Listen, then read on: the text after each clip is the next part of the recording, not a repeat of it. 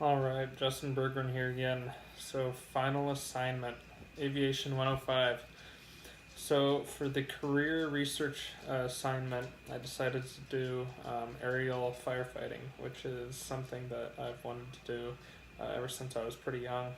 In high school, I was a wildland firefighter and worked with the Forest Service putting out wildfires from the ground, and I've always wanted to be able to get up into the air to help pitch out with the fight. And so, in doing this, um, aerial firefighting is the use of aircraft, whether it be fixed wing helicopters or other aerial resources, to combat fires. Um, the airplanes that are used are there's a pretty large spectrum of class of airplanes that can be used. So, I mean, Boeing 747s are used. They can carry 24,000 gallons of fuel of water while traveling at speeds up to 565 miles an hour, which is pretty awesome for obviously refueling purposes and filling water or chemical fire retardant into the airplane. They have to go back to a airport, so the high speed helps out a lot, especially for areas that are way out there. They can travel pretty quickly. The Douglas DC-10 can carry 12,000 gallons at 600 miles per hour. The DC-6 and 7 is 2,800 to 3,000 gallons at 350 miles an hour. Another commonly used aircraft is the C-130. It can carry about 3,000 gallons at 275 miles an hour. And then a really common one is known as the Super Scooper, which is the Bombardier CL-215 or the 415. And it can hold 1,600 gallons at 233 miles an hour. And that's picking up from lakes, so it actually has the underbelly of it will open up and water can scoop up into it in a matter of seconds, and then they can get right back up to the fight. So if they're fighting fires in a area that's way out there but up to a lake, it's really easy for them to be able to continue the fight. So the other route that they can go rather than fixed wing is helicopters, and I mean these can be great because you don't need a runway. Like for the 747, you need a big runway to land that plane on, and a really big one to take off a fully loaded plane. Well, a helicopter, I mean, you don't need to worry about that. If you have a field truck, or not a field truck, I keep wanting to say fuel, so that's my background. But a water truck, you can just have one close, and they can just land right there and fill up. Or they can just be right in the lake bed and fill up with a water bucket. And so a common used one is the Sikorsky S-64 Skycrane. And that thing's crazy. I went to the Virginia when I was in the military. They had a flight museum down there with the Air Force Base, and I learned that each engine in the Sikorsky Skycrane cranks out about 4,000 RPM each. I can't believe that, but it can carry over 2,600 gallons at only 105 miles an hour. The Boeing 234, or otherwise known as the CH-47, the Chinook twin blade, 3,000 gallons, 137. One of my favorite helicopters, which I was a Black Hawk mechanic, but one of my favorites, the Super Huey, the UH-1H, and it's kind of comparable to the Bell 205, and they both can carry, from what my understanding from the research is, 360 gallons of water in the fuselage plus a bucket of 324 gallons, and they're flying that at like 125 miles an hour, so they're still going pretty quick. And then the Black Hawk, it can carry up to 780 and only with a bucket, but 183 miles an hour, so a pretty awesome machine. But anyway, so the types of extinguishers, the most commonly is kind of water.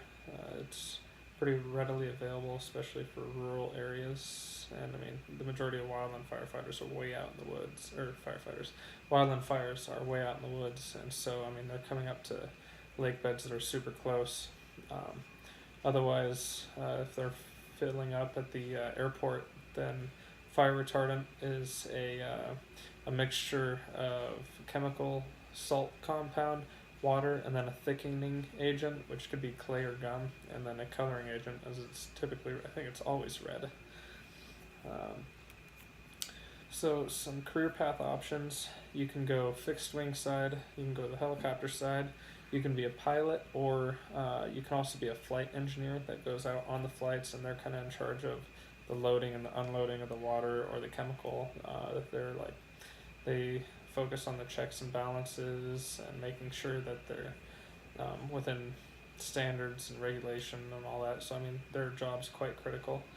And then also, as always, you have ground support, whether you want to be in maintenance or fueling or anything else that can go along with airport operations.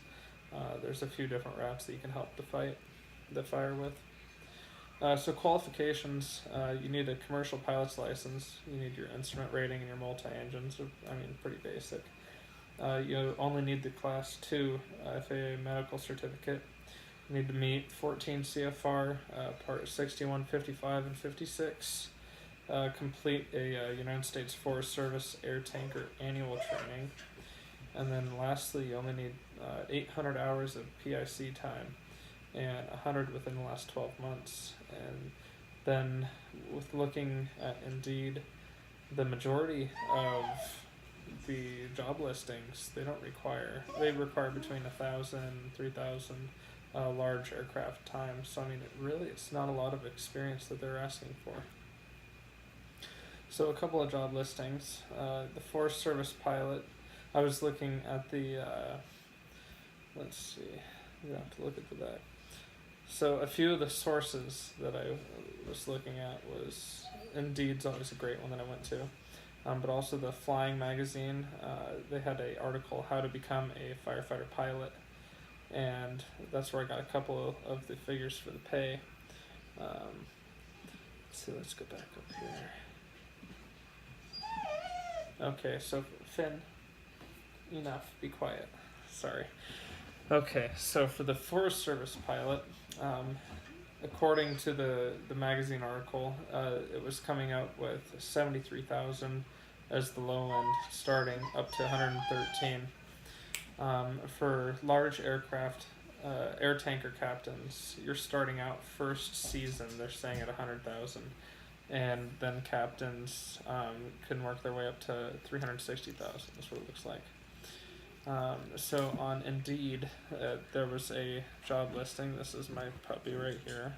Hi, Finn. Please give us some space. So on Indeed, they had in Mesa, Arizona, so pretty close to me. It's with the International Air Response, and they only ask for 1,000 hours of large aircraft time. And you start out between 60,000 and 100,000, and that's quite reasonable. I mean, really, I thought this career was something that would be maybe, a 10-year goal for me. But I think, that could definitely be closer to the 5-year. And so, lastly, there's a few pictures up here on, a few pictures of firefighting from the air. And then the last sources, a few of them, Spokane, Washington. I'm from Washington, and so Aeroflight is in Spokane, and I had no idea how close it was. I had no idea that they actually operated out of an airport right next to me. And then also there was another one in, it was in Albuquerque, and so that's right next to me right now in Las Vegas. And so this is something where I could see myself doing internships with maybe, and I definitely want to reach out and see what their advice to progress into this career would be, what type of training, what type of volunteering I should do. Anyways, thank you for teaching this semester, and I hope you have a good rest of your teaching.